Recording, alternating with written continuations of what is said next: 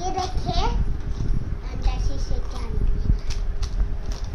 ये कैंडी बड़ा गया।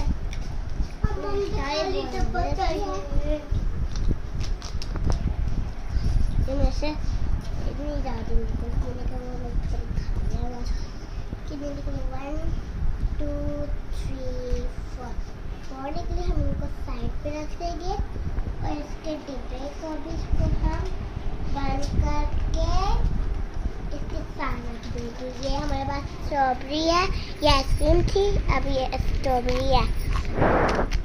इनमें से गोल गोल निकलता है,